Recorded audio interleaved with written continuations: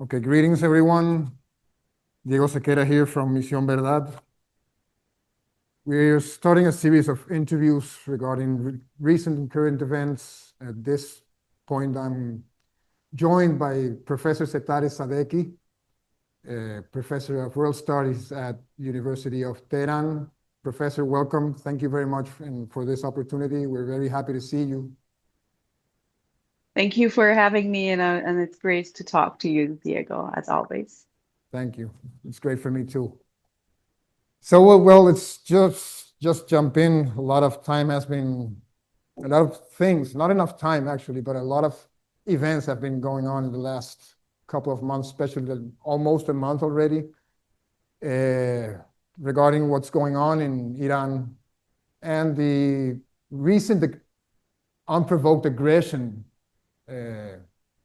that Israel carried away just a few weeks ago. And already there's enough balances of the outcome and of the impact also on many fields. But I would like to start this by asking a very more simple, but nevertheless important questions. What can you tell us in general terms about life in Iran after the Israeli aggression? Has something changed in daily life? Has something changed with the population? What can you see? What can you tell us? Well, I would say, for the most part, and in many aspects, life has not really changed, but it has also changed in very important aspects, and that's the unity among the people. I think this is one of the very few occasions that I remember that the entire Iranian nation, except of very, very few, maybe very small group, have started rallying behind the flag and supporting the state, supporting the government, supporting their country. Because, I'm sure you and your audience have heard about different protests and Iranians expressing grievances against the government in terms of economy or certain policies, which is obviously always hyperbolic and very much exaggerated on Western mainstream media. But sometimes, yes, because we are living in a democratic society, you will see people with different ideas maybe wanting to come to the streets and protest. But even the same people who took part in the protest, for example, in 2022, which went viral and around the world, and it was very, very much exaggerated on social media and mainstream media. People from the among the same protesters declared support for the government and for the country, because when you feel there is a common enemy that is attacking every single one of you, then it does not matter what grievances or disagreements exist inside the country. You will start having another priority. Your number one priority, top priority, will become defending your country and standing against an outside enemy. And this was very much felt in Iran. It was amazing how people started rallying behind a flag, taking to their social media, declaring that they want to support their country. They're ready to give their lives to, to protect and support the sovereignty of their country. Because no matter what the Western media and mainstream media want to tell you, Iranians are very patriotic. Yes, they might not agree on certain policies inside Iran, just like any other country. You cannot, I think if you find one country in the world where everyone agrees on, for example, the way the government is working, then it might be a sign of an undemocratic institution. And the Iranian society is not one of these. We're plus 90 million people. We come from many different ethnicities, dialects, political ideas. We have different political parties. And this was one of the occasions when there was a strong unity among the people rejecting the Zionist regime's invasion, and as well as the U.S. imperialist ambitions for Iran, and saying that it does not matter if we have grievances or if not all of us agree on other things. We all agree on one thing, and that's our country. For centuries, we have not allowed our 1 inch of our land to be stolen from us, and we will keep doing that because it's become very clear for everyone in Iran that the Zionist regime, the Israeli regime, does not want to get like when they start attacking Iran, it's not about the government, it's about the people. The same thing as you are seeing in Palestine. They always have Hamas as the excuse that we want to eradicate Hamas, and all the things that you have to condemn Hamas and everything. But the truth is, Hamas is comes from the same people. It comes from Palestine, and Israel has been just killing innocent civilians and people. It's been carrying out a genocide. It's been ethnic cleansing Palestinians for many years, and the objective has always been eradicating the people. The same with Iran. Katz, I call him the minister of genocide of the Zionist regime. Yes. He said that the people of Tehran will pay the price or will be punished. 14 million people. Imagine the population of Tehran alone is double the population of the settlers in occupied lands, and he threatens them. So people understand it's not about the government, even though they try to say civilians are not a target. But when they leave the war and they see that civilians are targeted, they want to defend themselves and defend their country. So it basically backfired. Being conceived as a regime change war, it didn't work out, especially if it was focused on the civilian population, like you already said. Do you expect another round, or this is a one chapter thing? Well, I do expect another round. I don't think this is over. The thing is, the Zionist regime's hostilities and aggression against Iran have been going on ever since we had the Islamic Revolution, the Popular Revolution, that sought to topple the U.S. installed dictator in our country. And Israel and the US have worked together to suppress Iranians, to assassinate our nuclear scientists, and they have done all sorts of aggression against us. So this is a more obvious, blatant round of aggression against Iranians, but it does not mean it didn't exist or just started out of nowhere. And the Zionist regime will not stop until wishfully they bring the current government and the current political system down, and until they balkanize the country, because the biggest threat to the Zionist regime is a huge country with the thousands of years of civilization unified with a large population just existing almost next door. That's the biggest threat to an occupying entity. And that's what they want. They want to just balkanize Iran. They want to bring the country to its knees, which is a wishful thinking, but they will keep trying to do that. And I don't know when it's going to come back, maybe very soon. But I'm sure the Zionist regime is going to take some actions. We're waiting for the Netanyahu's meeting with Trump this week, and we'll see if anything comes out of that. But the thing with Trump and Netanyahu is they are very, unpredictable.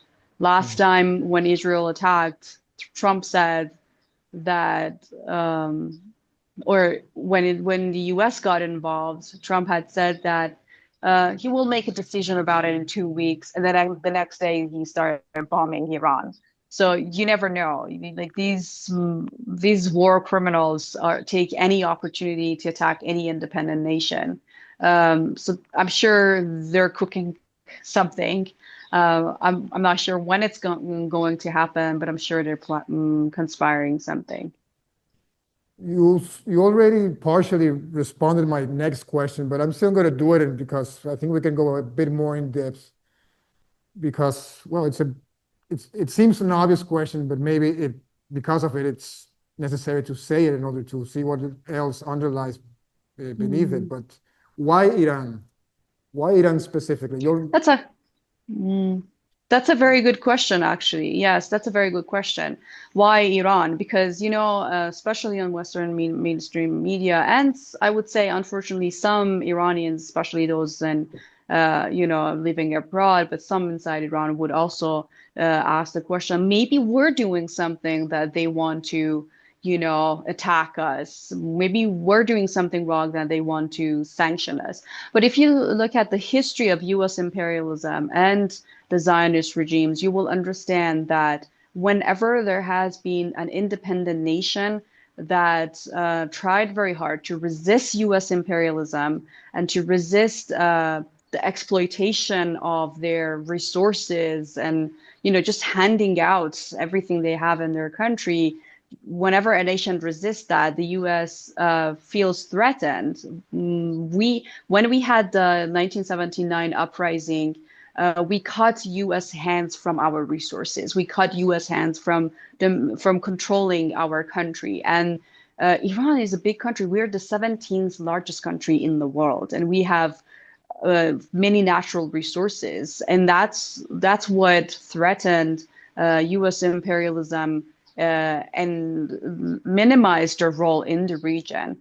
And yes, obviously, because Iran, as an independent nation that has been growing and resisting sanctions and all sorts of aggressions, has also been supporting Palestine since 1979. That's another reason that the U.S. Imperialist system wants to bring Iran down, because without to be honest, there is no other country in the region that supports Palestine. The people, yes, they do. The people of the world, the people in the region, they all support Palestine. They are tired of what their puppet regimes have been doing to Palestinians and to their own people. But the states, the Arab states in the region, including I would say Egypt, Qatar, Saudi Arabia, they have all worked in their interest of the Zionist regime. They have sacrificed their own people's interest for the sake of the Zionist regime. And we're the only country that has been supporting Palestine. I'm sure a lot of people in Latin America have very similar experiences, though. That's why, because the US has pursued regime change in Latin America, there have been many successful and unsuccessful coups against democratically elected presidents in Latin America, only because they did not want to submit to the US. They did not want to bow down to US imperialism. They wanted to be independent nations and have self-determination. The same with Iran. We wanted to have self-determination. So that's why, and we successfully overthrown or ousted our dictator that was put in power by US and previously by the British. We successfully overturned that, and we established our own independent nation. And that's the biggest threat to the US imperialism. And that's why they want to do everything they can to change that, to install another dictatorship or whatever form of government they want in the region, so that they can, one, just support Israel more than they are doing that, and just finish any support for Palestine. And two, to have control over our resources and our country. And so far, since 1979, they have not been successful, and I'm sure they will never be successful. That's right. This also brings another question home, but can we understand the recent events on a wider picture? Does this have something to do also? I think once again, you partially answered it, but once again, I'm going to go a bit deeper on this. Does it has anything to do with multipolarity itself, perhaps? Yes, exactly. Especially over the recent years, when U.S. sees a decline of its power, of its hegemony in the region and in the world, and as other countries, including, for example, Russia, China, have formed alliances, or the BRICS have formed alliances and tried to resist even some U.S. allies, because the thing with the U.S. and imperialism is that even if you are an ally of the U.S., you're not safe. We have seen in many cases that it's actually more dangerous to be a U.S. ally than to be a U.S. enemy, because at least when you're a U.S. enemy, you try to develop self-reliance. But once you are a U.S. ally, they can betray you anytime. And we have seen many examples. I don't want to go into those details. But even U.S. allies have asked to join the BRICS because they want to establish some sort of a safe haven for themselves, because the U.S. is declining. When we're saying declining, U.S. is declining, it's not happening overnight or over the next year, but we're seeing a decline of U.S. power and hegemony in the region. And Iran is playing a very significant role in the geopolitics of multipolarity. Iran has, for a very long time, resisted U.S. imperialism and has challenged U.S. hegemony in the region and in the world. And Iran, for the same reason, and of course because of the resources that it has played a very significant role in the formation of a multipolar world. We are part, because unlike the U.S. imperialism or the imperialist system, we think there does not need to be one superpower. Powers can exist together and support each other's interests rather than being hostile to other nations who don't want them to control them. And Iran is a big part of that. Iran has, as I said, is a huge country, has a large population, has many resources that many other countries and powers rely on. And it has maintained its independence for many years, and that makes a perfect recipe for being a very strong actor in the multipolar world. Exactly. Based on how the shock and awe attack organized by Israel, I think it's a decisive component, and which also it's eerie and tragic at the same time, and it brings to an extent an argument also closer to home. And when I say home, I'm explicitly talking about Venezuela right now, because you saw, of course, air wars, you saw also electronic warfare, but most important, I think, and even more decisive on how the plan was conceived was infiltrations. And this is a very sensitive issue. I don't know if you can tell us something about that. Your question, can you repeat it? My connection lagged.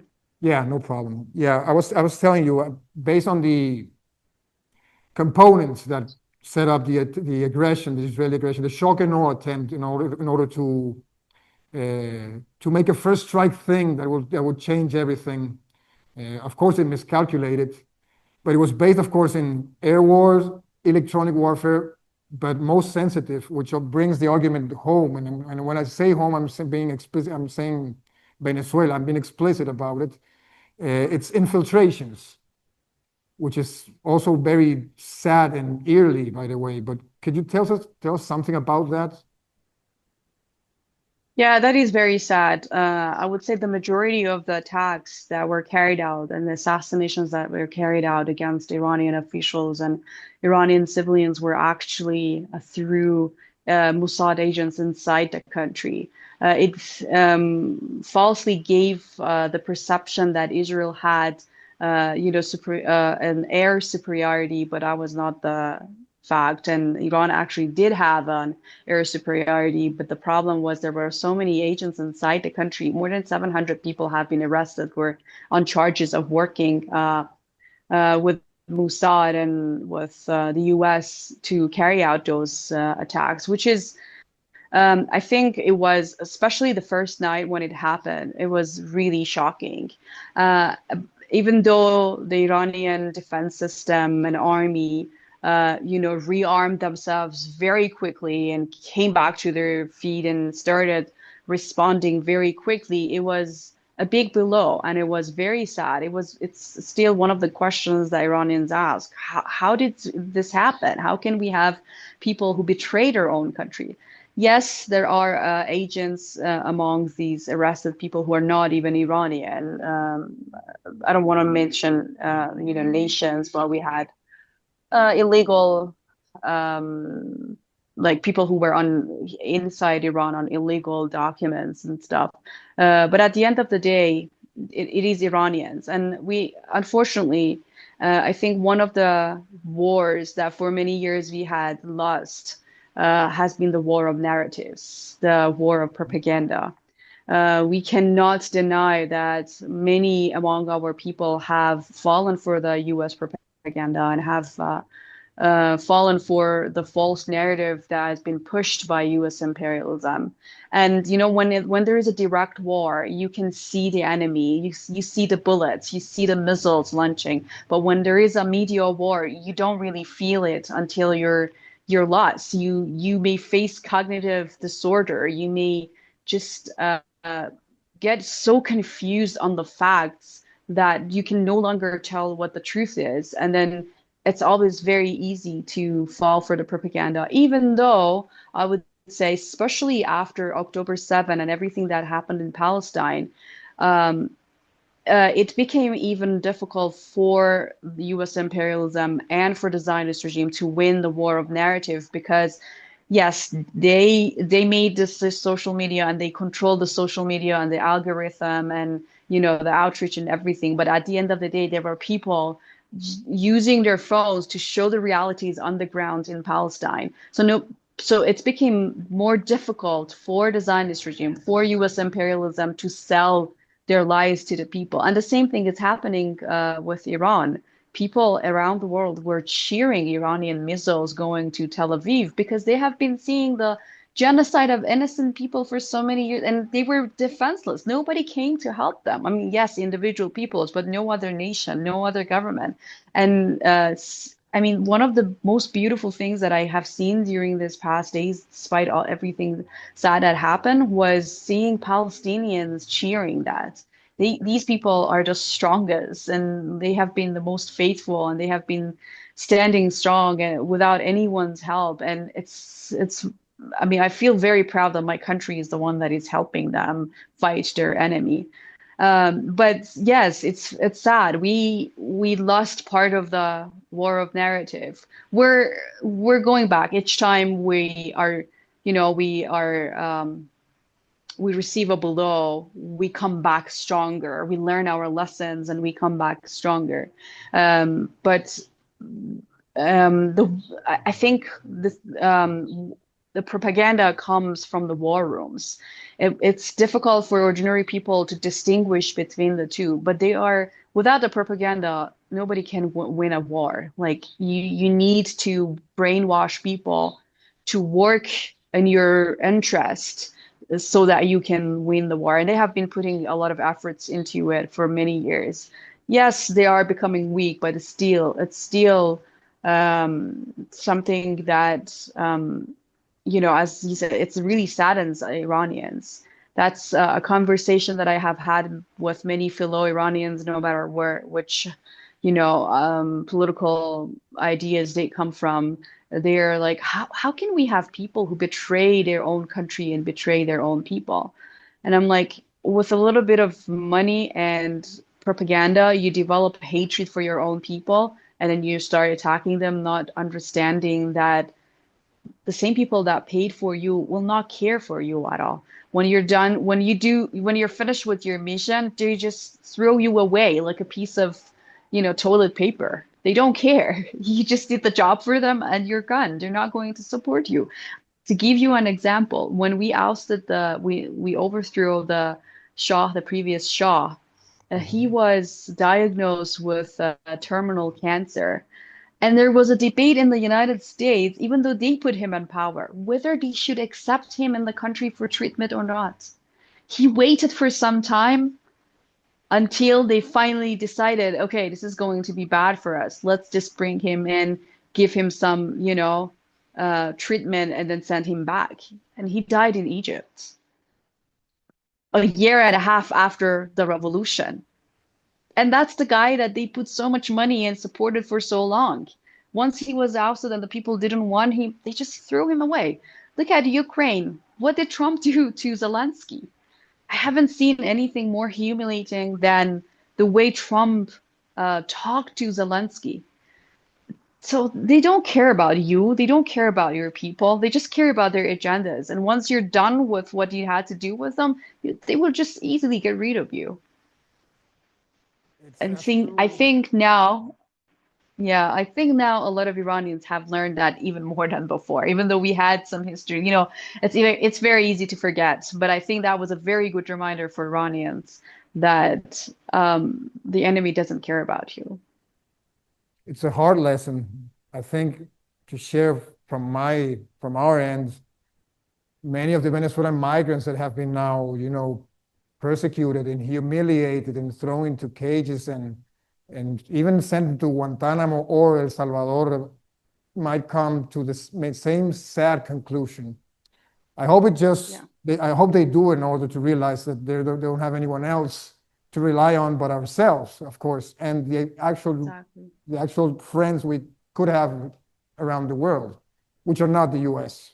Maybe US citizens, of course, but not on a Yeah, political that's a level. different story. Exactly. Yes. Also, talking about well, this is this is also sad, but it's more cynical, and it has to do also, and I think it brings a lot of these elements that you've been talking about together: narrative, uh, infiltrations, but even more, and you also mentioned him infamously. It also brings, let's call it prosthetics leaderships that the US creates in order to Mhm. push their agenda, right? And Exactly. bear with me for a second in order to bring the context in. But you have, and you saw the hype with the Shah's, the post Shah son, also Reza Mhm. Pahlavi, getting in contact, by the way, with María Corina Machado, which is like the most U.S. subordinate opposition leader in Venezuela. Not the only one, but by far the most extreme one and the most uh, direct. I mean, she's basically under the orders of Marco Rubio. So it's and Right. and and you can see her like framing ever since the aggression started on June the 13th. She's been trying to like frame everything as bringing as this is what's going to happen in Venezuela because Venezuela is a key ally of Iran in the hemisphere in order to destabilize and the whole the classic set of tropes that we're going to expect from this. But even it has also has like a more practical level to it. It's not only speech. Our interior minister, for example, a few days ago denounced that there was an attempt on a synagogue here that was thwarted by the security agencies, and they were going to place the authorship on Iran. There has been direct contact between Pahlavi and Maria Corina Machado.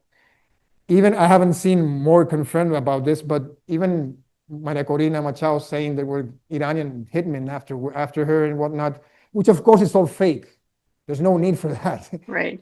on any level. But anyway, what does this could tell us about Iran and Venezuela and this crazy effort to like make it the same thing? What from your Yeah. perspective? Mhm.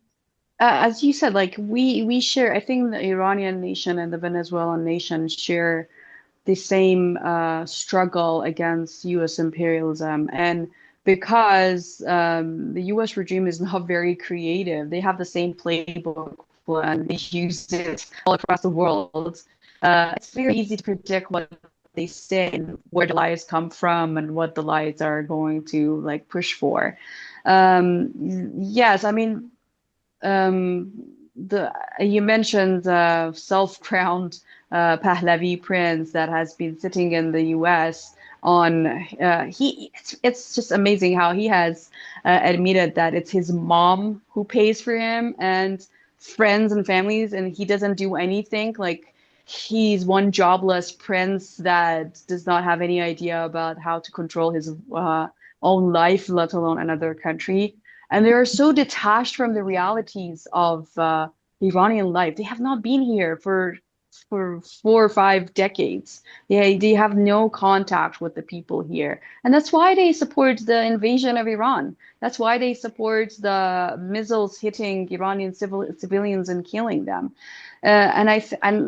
You see this very similar patterns in the so-called opposition, Venezuelan opposition, Cuban opposition, in the US, especially based in the US and other places. It's basically the same playbook. Yes, the names are different. The excuses are sometimes different. But at the end of the day, we are under sanctions because we didn't want to say yes to the US imperialism. We didn't want to bow down to US imperialism. That's why we came under sanctions. Some people may fall for those made up stories of, yeah, an attack on the synagogue, or, they did the same thing in Argentina a few decades ago, and blamed it on Iran. They find it they look for any excuses to, muddy the water and to just get what they want out of it. And unfortunately, there are people who fall for it or become skeptical. I remember back in 2022 when the protests were going on inside Iran. And by the way, compared to other protests that I had seen, they were not that significant, but on the media, they looked like just everywhere in the country. It's just widespread. Yeah, widespread, not only widespread, but the government or the state is coming to an end any moment. That's what they have been telling us for 40 something years. And I remember there's this propaganda channel previously funded by Saudi Arabia, now based in Israel and funded by Israel. They had this breaking news that the Iranian government and the Venezuelan government have come to an agreement that if the regime collapses and the officials want to run away, they can, seek asylum in Venezuela. And that story, even at that time, found so hilarious. Like, you have no idea these people will stay here to defend their country, and there's nothing like that. There's nothing in that scale going on in the country that would bring the end of the government. But yes, they will always try to use this imperialist words of regime, or I don't know, authoritarian, to delegitimize a government that has been elected by the people. And by the way, it's very racist. It's very racist because what they want to imply is that these people, first, they don't have the power to have self-determination. Second, they don't know what's better for them. We have to decide for them what is better and bring the person that is better for them. That's very racist. It comes from a white supremacist standpoint. It comes from this idea of, I'm the white savior who has to go and save these Venezuelans or Iranians across the borders. But the people who plan that, many of them, they do know that these leaders inside those countries, the Venezuelan leader, the Iranian leaders, are actually very popular, but they're trying to impose sanctions and impose all sorts of aggressions until people would blame their governments for the problems that they have, and then it would become easier to topple the democratically elected governments, the like of which we have seen in Syria. Now we have a former head chopper Al-Qaeda terrorist running the country, and suddenly the U.S. decided to lift the sanctions. So it's not about fighting terrorism. It's not about democracy. It's not about bringing change and freedom to a country. It's just about gaining access and control over other nations' resources because they're significant, because they have the power and they want to be independent. Exactly.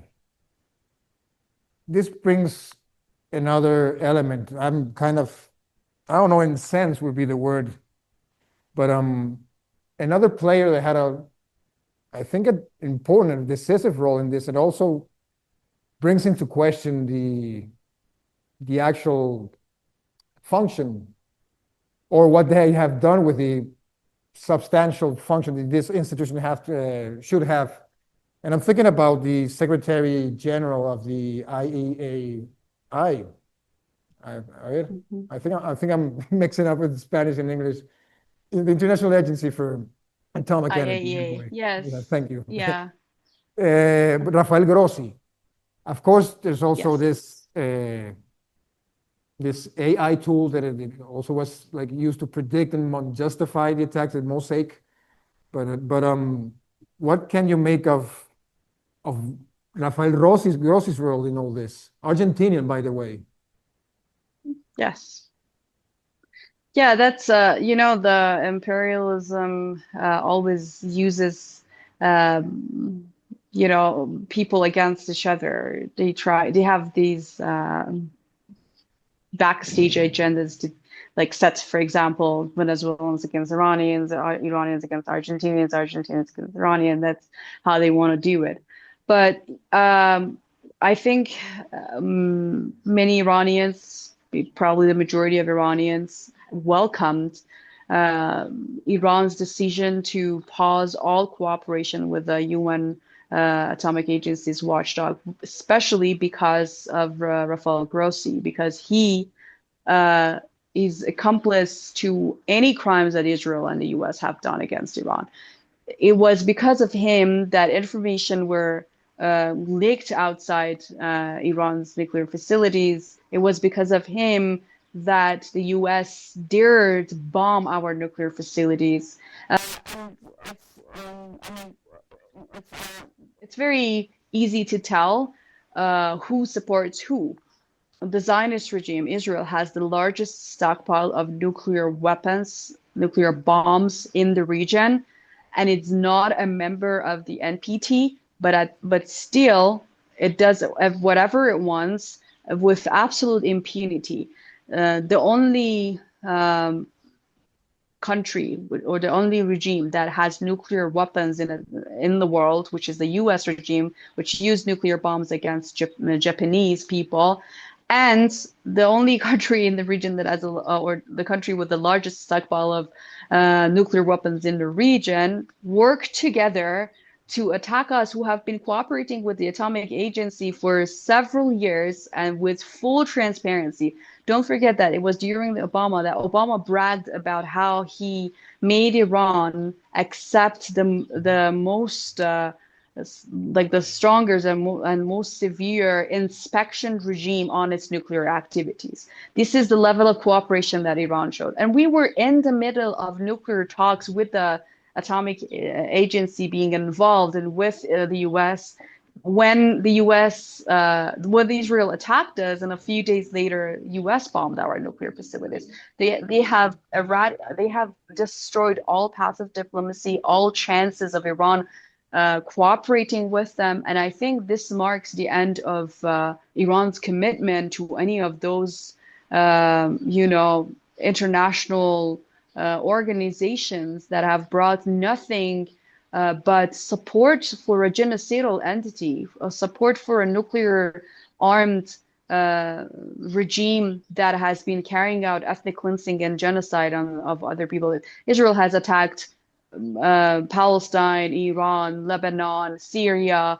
No country in Egypt, no country in the region has been safe from the Zionist regime, and they have nuclear weapons and nobody cares. And even Americans, ordinary American people, are paying the price for Israel's or the Zionist regime's existence. They are paying a heavy price. The money that is going for these Zionist settlers could have been spent on the welfare of Americans, on their healthcare, on their housing, on their, a lot of problems that they are facing. And all the money is going to Ukraine and Israel on a daily basis to just arm a genocidal entity to carry out all sorts of aggressions against other nations. So the problem with the Atomic Agency, the International Atomic Agency, and with Grossi is that the way they have made it almost impossible for the Iranian nation to trust any international organization, especially affiliated with the United Nations, to practice diplomacy. Now, after years of being transparent, cooperating with UN watchdogs and, international organizations, going back to the negotiations when Trump assassinated our general on a diplomatic mission in Iraq, and withdrawing, unilaterally withdrawing from the deal, we went back to the negotiation table because we wanted to try every path of diplomacy. And now the public demands a total cancellation of those, because we tried everything we could to show you that we are peaceful. We want to have a peaceful nuclear program. If you don't care, and if you just go arm and offer impunity to our enemies, not just our enemy, the enemy of the entire world. So the Zionist regime is a threat to the entire world. So why should we? I mean, common sense tells us that we should just stop cooperating with you, because you don't care about peace. You don't care about a world free of nuclear weapons. All you care about is your agenda. And I think not only, regarding diplomacy and also how reliable these multilateral institutions are, I think it's not only Iran now that's going to ask those questions and how worth it is. Which is pretty problematic, but it's something that I think any sane country in the world that doesn't have that doesn't see any benefit on this, and which their own national sovereign agendas are not being considered. On the opposite, they're being just attacked in some way or another. Which brings, I'm freestyling now a bit, which brings like a bleak landscape for, if you think about it for a moment. It's a very concerning one, and I think this is important, and I know that's the most immediate thing that we can see, of course, and it's concerning and it's worrisome and etc. But do you think that, is there a positive note to make out of all this experience, out of this year, out of this recent events in Iran, and what could tell us about the future? Do you think there's a positive note? Do you think there's some light at the end of this? Yeah, absolutely. I think, as I said, one of the most beautiful things that I have seen is one, the happiness on the faces of Palestinians, but also the unity, the impressive and amazing rising unity among the Iranian nation. People, from celebrities, from athletes, from academics, from people who were pro or against the government, they have rallied behind the flag, and they are saying that they would want to be part of defending their country. As I said, Iranians are very patriotic, and these feelings of this nationalism is once again on a rise, and I think this is one of the most beautiful things that could happen. One of these CIA contractors and VOA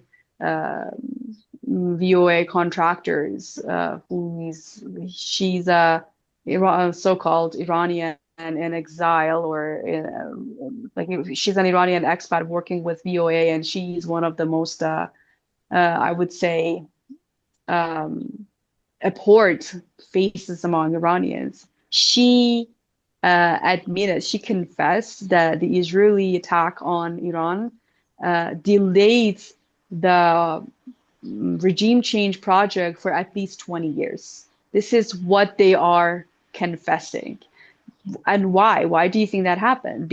Because it has never been so transparent to Iranians as this time that the US and the Zionist regime want to eliminate the Iranian nation, want to balkanize this country, want to bring this nation to its knees.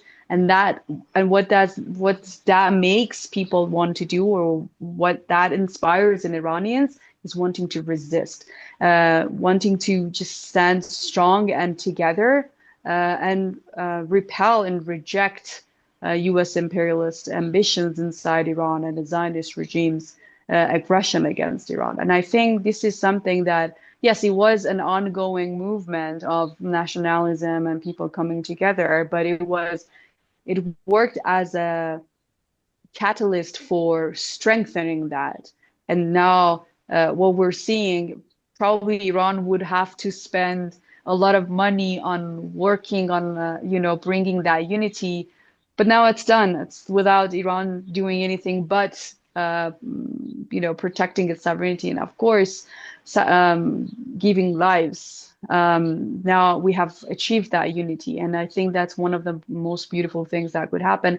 And the other thing that I think that I would say is a very great achievement for Iran across the globe is the public opinion turning in favor of Iran, because all these years and decades of US propaganda to demonize Iran are now backfiring. Now the word, no matter what religion, what ethnicity, what language they come from, when they see Iranians strongly oppose the genocidal entity, they cheer Iran. They just want to see that colonial Zionist project in the region finished. And they think those Iranian missiles can accelerate the process. And this is not something that Iran planned for, but Iran achieved because it wanted to stay true to its values, to human values, and to the protection of its sovereignty and the lives of its citizens.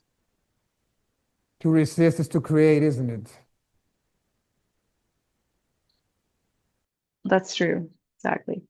Anyway, thank you very much, Professor Sadeqi. This has been a wonderful conversation. I think we also did it on time, which is even a more challenging thing to achieve, and I think we did. And I want to thank you very much for this conversation. And I know it's going to bring a lot of light to any concern or questions that Venezuelans or Latin American in general could have about the recent events and what an actual Iranian perspective, a legitimate one, can say. So thank you very much, and hopefully see you soon, either here or there. Thank you so much for having me and for all the efforts that you make to bring the truth to the audience that cares. And I want to send my greetings to the great nation of Venezuela and all other people in Latin America who have fought against U.S. imperialism and understand how important it is to remain independent and protect your nation. Thank you very much. God bless you, and see you soon, Professor Sadeqi. See you soon.